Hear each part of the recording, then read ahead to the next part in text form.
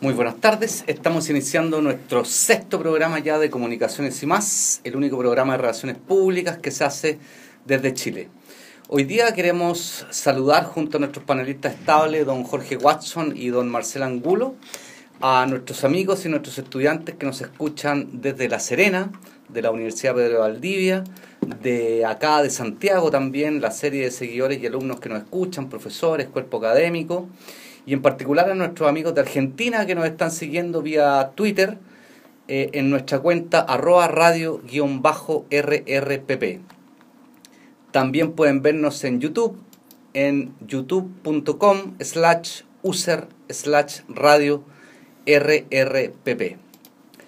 Bueno, la temática de nuestro sexto programa es obviamente analizar y conversar respecto de lo que ocurrió en las elecciones municipales en nuestro país este fin de semana recién pasado.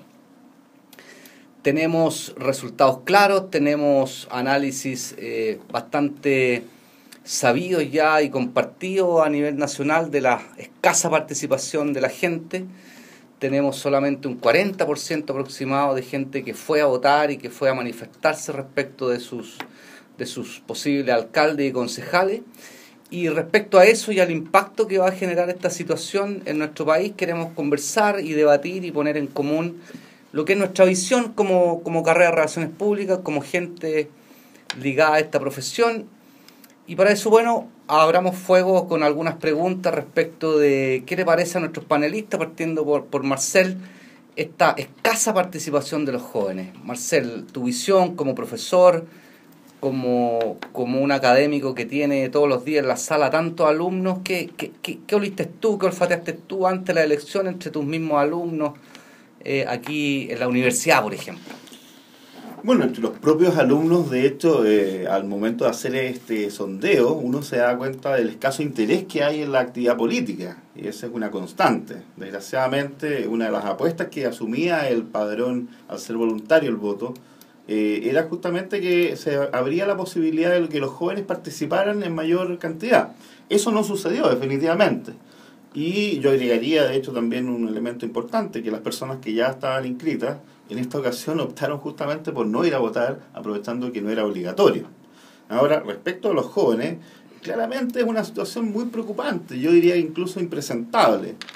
Dado que el porcentaje es tan bajo, no hay preocupación por lo local. Esta fue una elección que era esencialmente de nivel local y obviamente la población ha dejado de lado, probablemente en desmedro o asumiendo otras actividades, el hecho de ir a votar y asumir también su deber cívico. En el caso de los jóvenes, yo diría que ellos toman esta bandera de la participación no a través de la actividad política, ellos la asumen al contrario de lo que era, por ejemplo, la generación del 90, donde era la generación del Chino Río, que no estaban ni ahí, en las actividades sociales. Ellos sí participan, yo me he fijado mucho de nuestros alumnos, ligados a actividades sociales, dedicando su tiempo también a ir a algunas comunas, desarrollando actividades, emprendimientos, eso es muy interesante. Pero lo que respecta a la actividad política, cuando hay que ejercer efectivamente el voto para elegir nuestras autoridades, se encuentran ausentes, desgraciadamente. Bueno, compartimos un poco las ideas de Marcel. Ahora preguntémosle a Jorge Watson, que fue un protagonista de estas elecciones, muy metido en esto. Él nos va a contar un poco por qué fue tan protagonista. ¿Qué le pareció a él su visión en terreno ya de esta escasa participación que también fue muy sorpresiva a nivel de autoridad e incluso para la opinión pública? Se esperaba mayor participación y nos encontramos con esta suerte de poco protagonismo de los jóvenes. Jorge. Manuel, buenas tardes a los queridos auditores. La verdad es que, fíjate que para mí en algunos segmentos no fue tan sorpresa. Yo había calculado una abstención del orden del 60%, pero en el segmento de los hombres adultos, que los veo mucho más desencantados con el tema de la toma de decisiones políticas. Sí comparto con Marcel lo interesante y lo preocupante de que acá estamos hablando de gobierno local, de efectivamente lo que más nos afecta en nuestra vida diaria, llámese desde los espacios públicos, la seguridad, la salud o las actividades sociales. Ahora, desde los jóvenes, el tema del voto voluntario fue ideado por los partidos muy probablemente entre cuatro paredes y no en la vida de la calle, del día a día, suponiendo que iban a ir a votar en masas como podría haber pasado en los años 80. La verdad es que yo recorrí varios colegios y cuando Manuel dice que estaba involucrado es porque era candidato a concejal, todavía soy porque todavía estoy peleando algunos votos, ¿ya? Y la verdad es que pasé por los colegios y los apoderados me señalaban que los jóvenes no fueron. Y comparto también con Marcel, efectivamente, ¿por qué no fueron? No fueron porque hacen otras actividades sociales y no está incorporado en el ADN ni de mucha gente el tema de la educación cívica, que no basta con un ramo en los colegios, o sea, estamos hablando de un tema de educación de casa, de hacerse responsable por la decisión. Ahora, es muy probable siempre que mantengamos el voto voluntario que vaya menos gente a votar. El tema no es solo ese, el tema es que estamos dando una libertad a la sociedad para poder hacerse responsable y decidir. Me da la sensación, por lo menos en las zonas que me tocó trabajar a mí recorriendo la Reina, que el voto que sí se dio fue el voto del adulto mayor. Gente que viene con una formación cívica bastante más instalada y más madura, y que incluso pese a tener discapacidades o enfermedades, yo me toqué con gente enferma, con gente con discapacidades motrices mayores, va y asiste, se paga un taxi, como sea, pero llega al local de votación y ejerce su derecho. Eso es muy interesante desde el punto de vista de cómo replicar el modelo ahora con el resto de la sociedad. Ahora, fíjense, hay algunas cosas que desde el punto de vista de las relaciones públicas también sería interesante analizar. Yo creo que para ninguno de nosotros es una sorpresa que la reputación de los políticos ha ido en una baja consistente durante los últimos años. La gente, y en particular los jóvenes, no le creen al mundo político nada de lo que plantean. Eso significa que al no creerle obviamente se sienten lejanos y distantes. Entonces, de esa perspectiva, ¿qué es lo que pasa con estos jóvenes que no le creen? ¿O será que los políticos no están encantando con su comunicación a los jóvenes? ¿No los están seduciendo a ellos? ¿No están encontrando ni la forma, ni el modo o los canales de llegar donde ellos y persuadirlos? Y después pasemos a ver este fenómeno de Providencia, donde tantos jóvenes a través de las redes sociales, algunos líderes de opinión dentro de estos jóvenes hicieron un movimiento bastante entretenido, que es lo que yo considero que a la política le está faltando, y lograron lo que lograron. Jorge, tú tienes una opinión respecto de esta situación. Sí, efectivamente, yo creo que aquí hay dos cosas que tienen que ver con la madurez social del país, que hay que destacar. Una, que todavía, y lo dijo Marcel, esta es una elección de nivel local, una elección que debiera tener que ver con el vecino. Es más, la Reina particularmente, lo que valoraba la gente que votó era que los candidatos fueran de la zona y no de otras comunas. Eso por un lado, pero sigue estando asociado todavía al nivel de partidos políticos. Y creo que el descrédito en que han caído los partidos por distintos motivos ha llevado a que tampoco existe interés en que existan o surjan otros representantes de otras organizaciones civiles. Acá nos olvidamos que hay muchas formas de participación ciudadana, desde los clubes deportivos, adultos mayores, etcétera, y no siempre tienen acceso a los cupos. Es un tema relevante el de cómo accedes tú a la posibilidad de postularte para estar en tu comuna, ¿ya? Porque la verdad es que la zona geográfica, y esto te lo digo por experiencia, La Reina es una comuna chiquitita, pero igual son 25.000 hogares. O sea, es imposible que un candidato concejal con recursos estándar que dé o facilite un partido o dé el Estado eventualmente, pueda cubrir una zona geográfica tan amplia y ser conocido. Y para cerrar ese punto, justamente tiene que ver con el interés de la gente. Fíjate que me llegó la encuesta Géminis antes de las elecciones, y muy interesante, el 95% aproximadamente de la gente, ABC1, C2 de la comuna de La Reina, no conocía quiénes eran los concejales en ejercicio. O sea, menos podemos pedirle que conozcan los concejales que iban nuevos a la elección. Y la pregunta de fondo es, bueno, ¿por qué no los conocían? Es decir, no hay un interés en reconocer o saber quiénes son los representantes de tu comunidad local. Esto tiene que ver con el desafío OCDE. Yo creo que acá las comunas o los condados o las microzonas geográficas de los países desarrollados debieran ser potenciados para que cada comunidad tenga una forma de representación específica con un concejal a cargo. No esta cosa macro, imagínate Peñalolén o Puente Alto, donde la persona con suerte va a conocer un par de barrios, ¿ya? O sea, yo voto por el que me representa, pero me representa el que conozco, y si no lo conozco no me representa a nadie. Un poco esa es mi lógica. Sí, claro, ahora también desde esa perspectiva yo lo trato de mirar desde el otro lado y pensar, bueno, si es que es el joven quien no conoce a sus actuales concejales, o son los actuales concejales los que están en ejercicio, o los que vienen, los que tienen el deber de comunicarse de mejor manera con ellos. ¿Quiénes buscan o quiénes son los que están necesitados de quiénes? Desde mi perspectiva, yo creo que el rol protagónico de la comunicación lo tienen que tener aquellos que quieren acceder a los cargos y a los puestos. Ellos son los que tienen que ser los protagonistas de la comunicación y lograr seducir a estas personas que son los que tienen el poder y el voto. Entonces, de esa perspectiva, yo noto que estos organismos de representación municipal no están haciendo una buena comunicación. Falta ahí una gestión más inteligente, más estratégica de ser ellos protagonistas y tal vez emisores de la comunicación en busca de estos públicos que son los que deciden quién es quién en las comunas.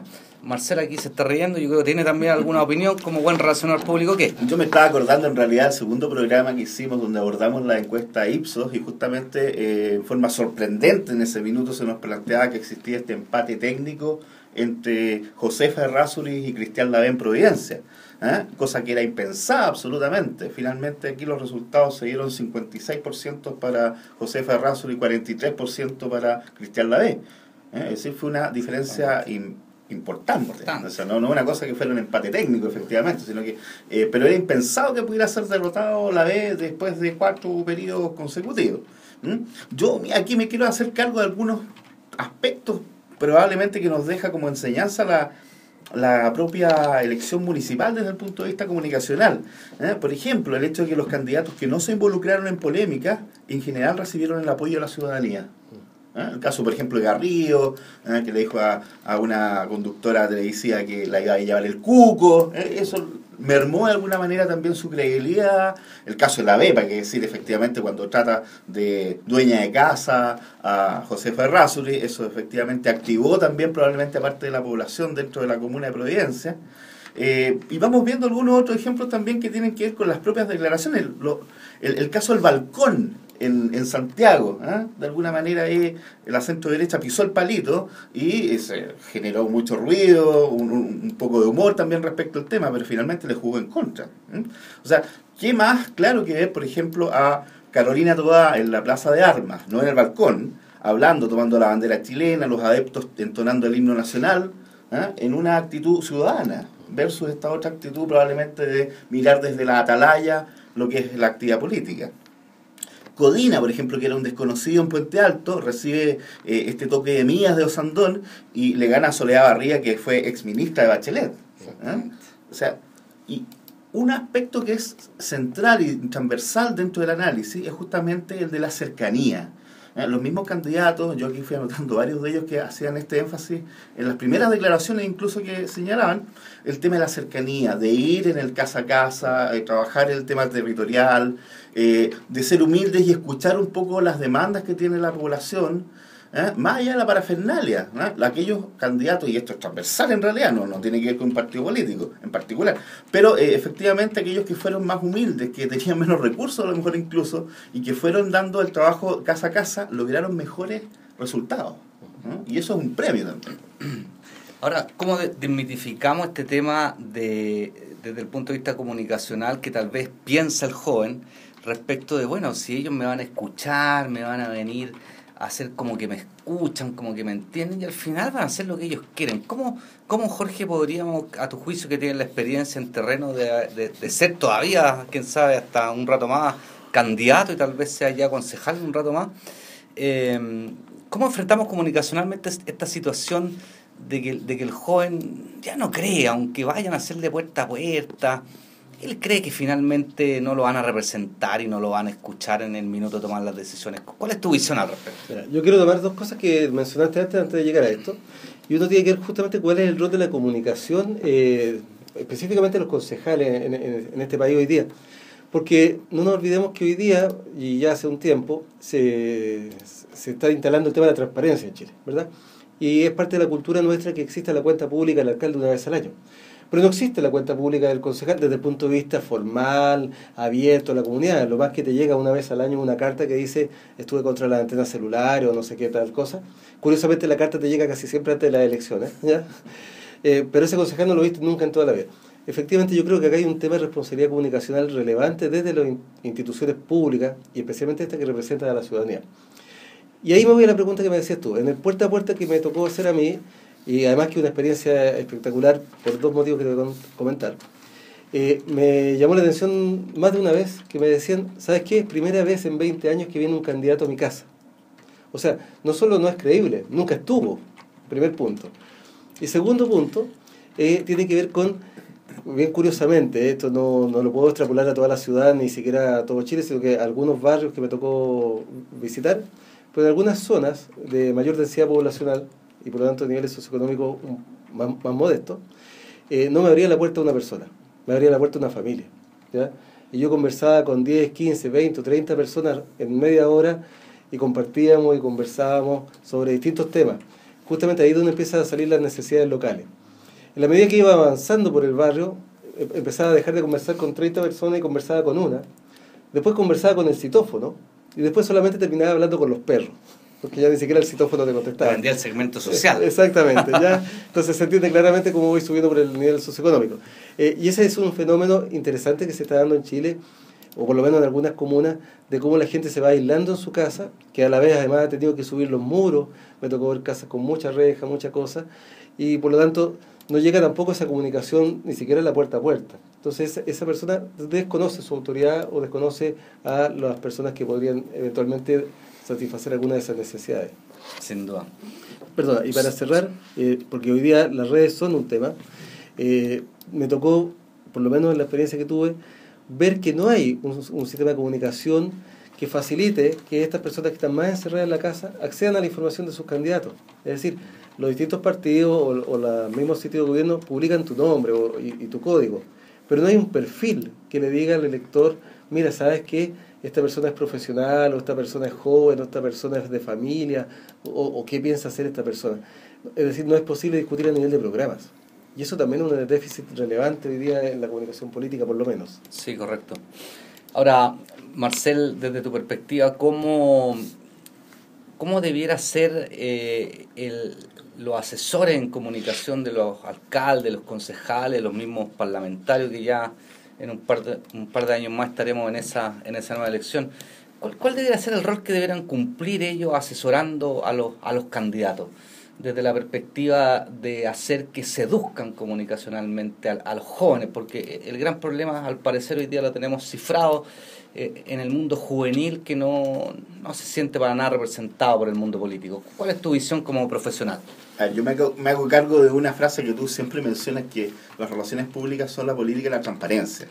Y yo le agrego algo que para mí es súper importante, que en el fondo nosotros como relacionadores públicos somos esencialmente éticos, porque somos este puente de plata entre la organización y, en este caso, la ciudadanía, los diferentes públicos, como nosotros lo denominamos. Entonces a nosotros nos cae una responsabilidad muy grande. El asesor político, el asesor que es en el plano comunicacional particularmente, debe ser una persona que comprenda tanto los intereses que tiene evidentemente el candidato, pero también comprender el entorno en el cual él va a desarrollar su gestión. Debe ser profundamente conocedor de la comuna, de las características de los habitantes, de los electores, de todos aquellos que de alguna manera participan y los que no participan, porque en el fondo tú terminas siendo autoridad respecto de todos, no solamente de aquellos que votaron por ti en particular o los que votaron en una elección específica. Y en ese sentido yo creo que el relacionador público debe conocer estas materias, no puede quedar ajeno. Yo hago énfasis en eso, creo que uno de los aspectos que nosotros debemos ir asumiendo es conocer de la actividad política, conocer cada vez más de comunicación política. No en todas las mallas, por ejemplo, se integra esto, es importante. Que exista esa discusión, pero que exista ya no desde la bandera político-partidista, sino verlo desde nuestra propia disciplina, o sea, en qué nosotros podemos aportar a mejorar la calidad de vida que tiene la población y en qué podemos mejorar también a generar más felicidad para la gente. Eso creo que es muy importante. Sí, muy interesante el comentario que hace Marcel. Nos están escuchando algunos amigos desde Argentina. Ellos tienen un amplio desarrollo político. Conversaba el otro día con un amigo que le tocó ser parte de una misión diplomática en Argentina en un gobierno pasado de hace poco tiempo. Y él nos cuenta, y bueno, por la experiencia que tenemos y el contacto tan cercano que tenemos con muchos amigos, colegas argentinos, sabemos que en Argentina muchos candidatos tienen no solamente un asesor político, sino que un asesor comunicacional. Allá la industria de la comunicación, de las relaciones públicas, está, a mi juicio, más desarrollada que aquí en Chile. Y ahí ellos tienen una tremenda experiencia respecto de cómo asesorar también a los candidatos que tienen que tener representación popular. Podríamos un día incluso entrevistar a algunos de nuestros oyentes argentinos para compartir ideas al respecto, pero sin irnos tampoco tan lejos, pero sí analizando este tema famoso de las redes sociales. ¿Qué les parece a ustedes lo que pasó, por ejemplo, en Providencia? Uno de los líderes jóvenes que a mi juicio está marcando tendencia y que va a seguir, a mi juicio, muy presente, es Giorgio Jackson, que en algún minuto, hace un par de meses atrás, hizo un llamado vía Twitter a cambiarse de comuna, a inscribirse en Providencia, a votar por la candidata que él consideraba la mejor opción, y que hizo, si no me equivoco, un movimiento que logró cambiar o movilizar hacia Providencia 12.000 nuevos votos, lo que finalmente redundó en la elección de la actual alcaldesa o próxima alcaldesa, ya a días de asumir su cargo. ¿Qué les parece a ustedes este tema de las redes sociales? En general hoy día parece que todos los candidatos tienen redes sociales, algunos la trabajan mejor, otras no tanto. ¿Cómo impactan hoy día las redes sociales en la elección de nuestras autoridades? Jorge. Mira, a mí ese caso que estás comentando tú me llama profundamente la atención por varios motivos. El primero porque son líderes jóvenes o personas jóvenes, ¿verdad?, que han sido autoridades generalmente a nivel universitario, educación superior, y que se manejan muy bien en lo que es tecnología. Son jóvenes que vienen son digitales y se mueven con tecnología. Pero pasa una cosa muy curiosa que podemos hacer el símil con el patrón de fondo. Son gente de la nueva época, de la época digital, pero con paradigmas de la época de los 60. Es decir, yo lo comentaba acá antes de entrar a la radio con Marcel, esto antiguamente se llamaba la carrera de votos, se hacía en el campo, cuando tú llevabas a la gente en los camiones o a lomo mula, ¿verdad?, y ibas al último candidato. Me llama la atención que exista ese paradigma antiguo con tecnología nueva. Y yo creo que va a ir evolucionando, y estos jóvenes lo que van a hacer es redes sociales para justamente lo que creo que es el déficit. ¿Quién es este candidato? ¿Qué programa tiene? ¿Qué influye en mí? ¿Es animalista? ¿Es vegano? Y ahí viene la responsabilidad de los comunicadores desde el punto de vista de ética y transparencia. Yo creo que lo que debiera estar reflejado solo en los candidatos, ¿verdad?, para que la ciudadanía lo pueda ver, es cuál es su postura valórica, cuál es su programa. Fíjate, otra cosa que es bien curiosa también, la gente reclamaba en los Twitter, en los Facebook, ¿por qué ponen tantas palomas o letreros con pura sonrisa? Y la verdad es que tiene que ver también con un tema básicamente de publicidad. O sea, los elementos gráficos de vía pública están diseñados para que alguien reconozca la cara o la marca, tiene que ver con recordación, ¿verdad?, porque va en vehículo o va en desplazamiento, que hoy día es el ciudadano común y corriente. Lo curioso es que en el voto no viene la cara, viene un número, que normalmente no está en esos elementos gráficos. Y por lo tanto este ciudadano que ve muchas caras, lo que no sabe, la mayoría de las caras además ni siquiera tiene un logo partido, no sabe quién es finalmente esa persona que lo está tratando de conquistar. Es decir, se produce una relación fría y lejana. Debiera haber probablemente hoy día una virtualización, una digitalización de estas mismas palomas, y el día de mañana debiera ser todo digital y debiera estar los videos, lo que tú quieras, pero que la persona tenga esta cercanía con los valores, con la ética de ese candidato, ¿ya? Ahora, desde la perspectiva ya de la reputación misma, este corazón de la temática de las relaciones públicas, y sin hacer un análisis político, que no es lo que nos corresponde, pero ¿les parece a ustedes que la reputación actual del gobierno tiñó los resultados en estas comunas tan emblemáticas, donde en general el gobierno perdió a sus candidatos? Y además esta baja consistente también, o importante al menos, en el porcentaje total a nivel país. Hay un problema que la mala opinión actual que las encuestas están señalando desde hace meses respecto al gobierno, transfirieron esta mala mala imagen, si se puede decir, hacia los candidatos que hoy día se manifestan en torno al oficialismo? Yo creo que sí, de alguna manera siempre la aceptación que tiene el gobierno actúa como colchón. Es tu piso y desde ahí tú puedes empezar a crecer. Probablemente en base a las características personales de los candidatos eso se incrementa o disminuye. Y creo que en esta ocasión el tema de justamente esa lejanía que se siente con el gobierno, si nosotros miramos cifras oficiales, en este momento tenemos cesantía tan baja como lo que había previo a la crisis del año 98. Miramos en general los indicadores y son cifras espectaculares, pero eso no se traduce en mayor simpatía, aceptación respecto del proyecto del gobierno. Entonces eso claramente vamos a darnos cuenta que también se transfiere de alguna manera a las propias candidaturas. Entonces el factor diferencial yo diría que ahí es justamente la cercanía. Y lo vamos a ver en diferentes comunas, el caso por ejemplo de Ñuñoa, con Maya Fernández Allende, donde ella hace casa a casa, hizo un trabajo quirúrgico y logra obtener, incluso yo diría que con sorpresa, el triunfo en esa comuna que era emblemática de la centroderecha. Yo comparto contigo que quiero ir más allá, porque creo que el error, y tiene que ver con la clase política, lo que tanto la gente siente lejano, el error es presidencializar o hacer lejana una votación que es cercana. O sea, a mí me parece súper lógico que tú salgas, por ejemplo, con el diputado de tu distrito, con el senador de tu distrito, porque también se supone, y es un supuesto, ¿verdad?, que ellos están haciendo un trabajo en tu comuna.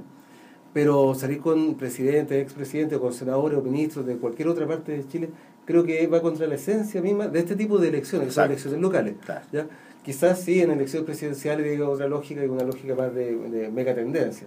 Pero juega en contra de los candidatos, pienso yo, el tema de salir con caras. Como también juega en contra, y eso me tocó cuando fui a hacer clase a Maipú, el tema de no ser nadie, lo que yo llamé los encapuchados políticos. O sea, salía una cara y una letra, pero nunca supiste de dónde eran, no tenían iconos, no tenían colores que permitieran a ti decirte, mira, esta persona es de tal o cual tendencia, ni lo explicitaba. Y como no podías ver el programa, eran puras caras. Tú salías al metro Maipú, era impresionante. O sea, había 10.000, porque creo que eran muchísimos candidatos, pero habían 10.000 personas volanteándote. Y uno recibía todo, pero no sabías quién era quién. Muy interesante ese tema también. Y hay otro tema la sobreexposición y la subexposición. Y hay otro tema que cruza, que es el del voto castigo. También. O sea, que claramente hubo un grupo de jóvenes, el caso de Eloísa González, dirigente de la ACE, que llama definitivamente a no votar. Sí. Hizo una campaña, incluso que estuvo en las redes sociales, que era "yo no presto el voto". Sí. O sea, ahí definitivamente también va a afectar la concurrencia de los jóvenes y los no tan jóvenes a estos actos electorales. Y viceversa, nos lleva a cuestionar el nivel de efectividad de la comunicación del INJUV con la campaña Yo Voto. Exacto. También, Correcto. Que también fue muy a última hora. O sea, yo creo que el proceso de educación para efectos de acción cívica debe ser permanente y no solo en previo a campaña. Sí. Ahora, a mí me da la sensación que si nosotros, y es sumamente prejuiciado mi comentario, pero si yo creo que le preguntáramos hoy día a un joven universitario, los que tenemos en clase, ¿cuáles son las 3 principales funciones que tiene un concejal? No sabe. Yo creo que no sabe. Yo creo que no sabe. Y un adulto yo creo que tampoco sabe. Yo creo que tampoco sabe. General, Ahora, claro. yo creo que hay 2 cosas ahí por las que no sabe. Uno, porque no le interesa. Y segundo, porque aquellos que son candidatos no le han contado qué hace. Exacto. Entonces le cuentan funciones como grandes, como amplias, grandilocuentes, pero en el día a día, y hagamos un aporte social aquí para tantos jóvenes que nos están escuchando, Jorge, ¿cuáles son las 3 principales funciones que cumple un concejal? Ya, te la voy a contestar, pero además voy a dar una opinión bien particular porque me tocó conocer muchos candidatos de distintos partidos y de distintas comunas. Me llamó la atención que muchos candidatos tampoco sabían el rol del concejal. Eso lo encontré más que curioso y patético. A ver, desde el punto de vista legal, básicamente, y algunos lo asumen muy bien, el tema de fiscalizar que se cumplan los presupuestos tal cual se han aprobado en el Consejo Municipal. O sea, tiene que aprobar presupuesto y tiene que fiscalizar que se haga lo que se dijo que se iba a hacer. Lo que es el piso, no es el hasta. Muchos creen que ese es el único rol que puede tener un concejal.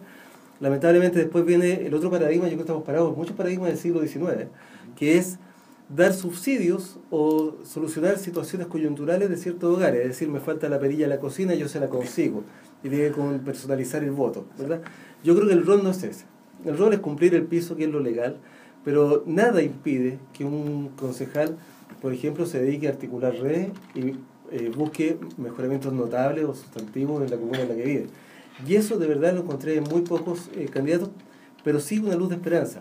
Conocí varios candidatos muy jóvenes, gente que hoy día todavía está en la universidad o que salió hace muy poco, que tienen esa ganas. Yo, de verdad, me dio mucho gusto ver a algunos candidatos del orden de 25 a 30 años que están preocupados de la educación del adulto mayor, pero no con este subsidio minúsculo, sino que con una generación de planes de trabajo.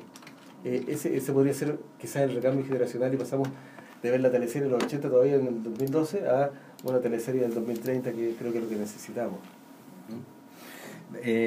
Ahora, desde la perspectiva también de los jóvenes, ¿de qué le sirve a él tener un concejal? ¿De qué le sirve a él tener que levantarse un día sábado, que probablemente el viernes carreteó esta tarde, ir a votar? En concreto, ¿qué gana él con tener un concejal que en concreto? ¿Alguien podría...? Yo me declaro ignorante al tiro. Si tú me dices qué es lo que hace un concejal y lo único que tengo claro es que le pagan algunas lucas por ir a 4 reuniones mensuales o 3, yo digo, bueno, la verdad, ¿a qué voy a ir? Exacto. ¿A qué voy a ir? Si tú dices, mira, y pongámonos en los zapatos, oye, voy a ir a votar por alguien que lo único que tiene que hacer es aprobar un presupuesto y después fiscalizar que se cumpla, yo no voy, es su pega que lo haga, pues, ¿no? O sea, yo no iría tampoco. Ahora, te cuento una experiencia personal que me gustó mucho. A mi casa llegó un grupo de jóvenes, y bien jóvenes, estoy hablando de niños que están entrando a la media, pero no pedirme algo, me pidieron que los acompañara a ver un lugar, porque ellos tenían un proyecto, ¿ya?, para desarrollar una plaza con una multicancha. Yo creo que ese es el camino. O sea, cuando no te van a pedir algo, sino que te van a decir, oiga, usted haga lo que yo quiero que haga, pero con un pensamiento, con una estrategia atrás, lo encontré valiosísimo, te juro. O sea, de verdad mi compromiso fue seguir haciéndolo aunque ellos no salgan, porque ese es el futuro de Chile. Ahí esa persona, si tuviera la posibilidad de votar, esa persona va a votar porque sabe que le está pidiendo que cumpla una labor distinta a esa autoridad pública. Bueno, eso sería además lo que nosotros llamamos un stakeholder activo. Exactamente. O sea, claramente ellos toman la iniciativa, se empoderan, van y te proponen. Claro. O sea, ni siquiera tú tienes que entrar a definir qué va a hacer un poco tu discurso. Hágalo. Exacto. Claro. Como que te arman el programa de trabajo. Claro. Y ellos te fiscalizan, que así debería ser, el ciudadano fiscalizando a la autoridad. Lógico. Ahora, eso también desde el punto de vista universitario, por ejemplo, yo lo tomo recién aquí en la carrera de Relaciones Públicas de la Universidad Pedro Valdivia, donde estamos en este minuto. Hubo elecciones de centro alumno. Hubo, fíjense, fue curioso porque hubo prácticamente una lista en la carrera, que fue casi un plebiscito, obviamente salió aprobada esa lista. Están trabajando, entiendo yo, en un programa de gestión de lo que tienen pensado hacer este año que ellos permanecen en la carrera. Hay un conjunto de estatutos por los cuales se van a regir. Ya me junté preliminarmente con el presidente del centro alumno para después trabajar en mayor detalle cuál va a ser el aporte de la carrera o la forma de trabajar con la carrera, porque son entes absolutamente independientes. Yo creo que en estas cosas también en el mundo universitario se empieza a construir a este futuro elector, que aunque ya está en edad de ir a votar, se empieza a construir la forma en que ellos probablemente vayan llegando más adelante a una vida política madura. La experiencia en los centros de alumnos es una muy buena experiencia para tener jóvenes socialmente activos en política, conocedores de su rol y también inquietos de la perspectiva social. Estamos viendo el Twitter de la radio, nos llega un comentario que dice: comprendo que no estoy equivocado al interesarme tanto en la política de mi país, y la opinión que tengo es ver a Perbaum, RRPP de Argentina. Sí. ¿Qué podríamos opinar respecto a esto? Dice que no está equivocado al interesarse tanto en política en mi país. O sea, sacamos como conclusión que él es una persona bastante joven por lo que vemos en la foto, salvo que nos engaña aquí el Twitter. Vamos a decir la marca. Pero bueno, ojalá que haya más jóvenes interesados en meterse en política, que tengan opinión, que la revuelvan. Yo prefiero, cabros, revolviéndola en el centro, en las calles, en las ciudades de ellos, a jóvenes apáticos que no están ni ahí con votar porque no están ni ahí nomás. o incluso prefiero gente que no quiere ir a votar porque tiene una opinión de por qué no quiere votar, ¿ya? Entonces, esa perspectiva, ojalá que no solo en Argentina, sino que también en Chile haya más jóvenes que les interese la política y que entiendan que la política no es lo que muchos creen, que son todos los políticos ladrones, que todos se llevan la plata para la casa, porque también yo desde mi experiencia creo que en Chile hay mucho político honesto, hay mucho político trabajador. Si conociéramos o los entes encargados de comunicar mejor esto, contaran el día a día de un parlamentario, por ejemplo, yo creo que la gente se quedaría de espalda con todo lo que trabajan estos tipos, todo lo que estudian, todo lo que leen, los distintos asesores, cómo le entregan información para que tomen una mejor decisión. Y que claro, a veces se cae en la política chica, en la minucia, en la pequeñez, pero en general el cuerpo político de nuestro país es un cuerpo político bastante trabajador. Podrán haber excepciones, pero no creo que sea justo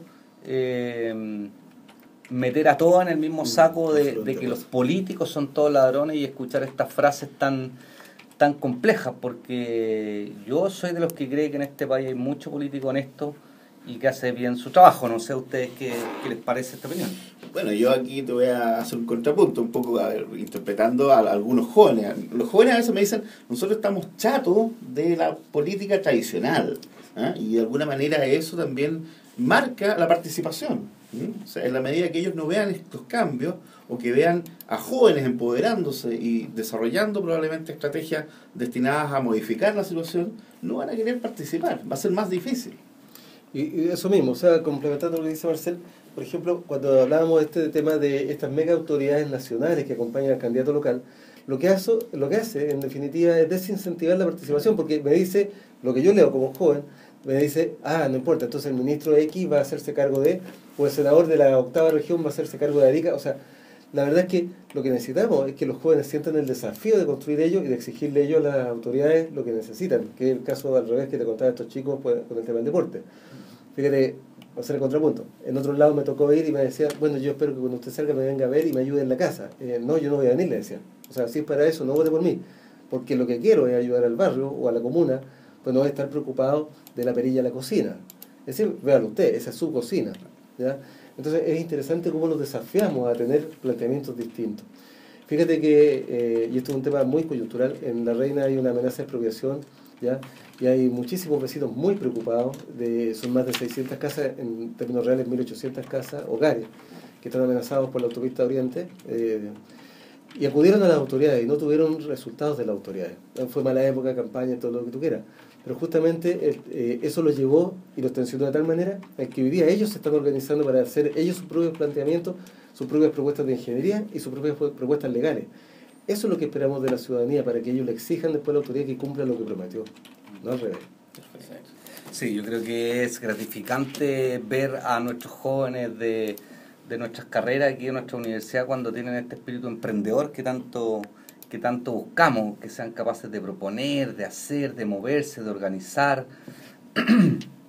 Perdón, esas son en el fondo las aspiraciones que debiéramos marcar también, y nosotros como profesores o como padres o como familiares debiéramos incentivar, no echar por la borda estos intereses de hacer cosas que tienen los jóvenes, y que a veces nosotros por estas diferencias generacionales o por nuestros propios miedos a veces se las desmotivamos y lo echamos para abajo, ¿ya? Los jóvenes están pensando 2.0, nosotros con suerte estamos en 1.5, son distintos, nosotros están en otra movida, y tenemos que ser capaces de, a mi juicio, entenderlo y darle oxígeno para que vayan a buscar lo suyo, tal como lo hicimos nosotros hace no mucho tiempo atrás. Algunos lustros atrás. En algunos casos en esta mesa, algunos lustros más que otros. Es un análisis sencillo que hacemos. No pretendemos tampoco ser analistas políticos, ni tampoco cortarnos las venas como lo están haciendo hoy día las grandes empresas encuestadoras que se están acusando de no haber considerado algunas variables. Los alumnos que están haciendo su proyecto de título saben que la metodología es clave para no equivocarse. Nos corresponde ahora, comentar el libro con el que siempre cerramos el programa, para que vayamos haciendo una comunidad respecto de aquellos que están escribiendo y de aquellos que podemos sugerir como lectura no obligatoria como sale en los programas de estudio, sino que como lectura entretenida para aquellos que están abrazando esta profesión de relaciones públicas o este mundo de las comunicaciones. Marcel. Bueno, en esta ocasión el libro que hemos elegido es de Manuel Castells, este académico catalán que viene desarrollando desde hace bastante tiempo en realidad los temas de investigación en torno a la comunicación, el poder, la política, que viene a propósito del tema que abordamos hoy día.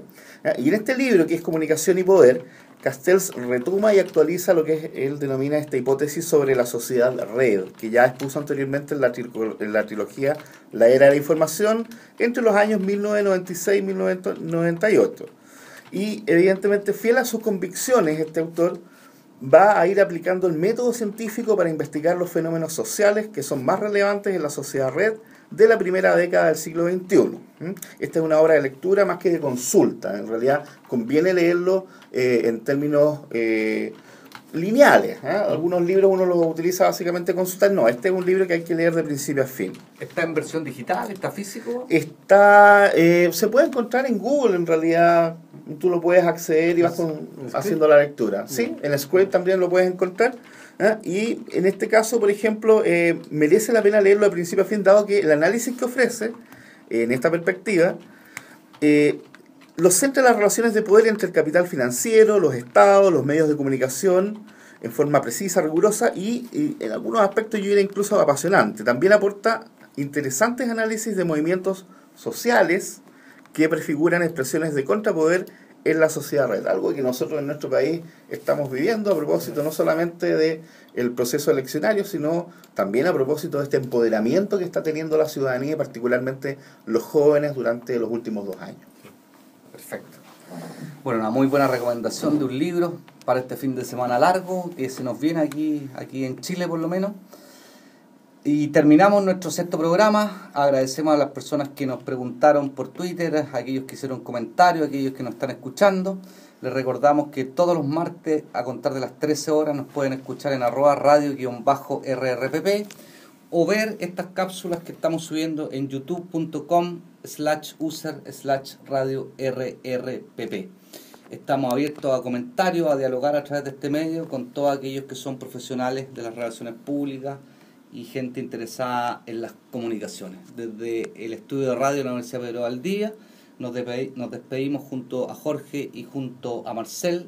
Muy buenas tardes, muy buen fin de semana.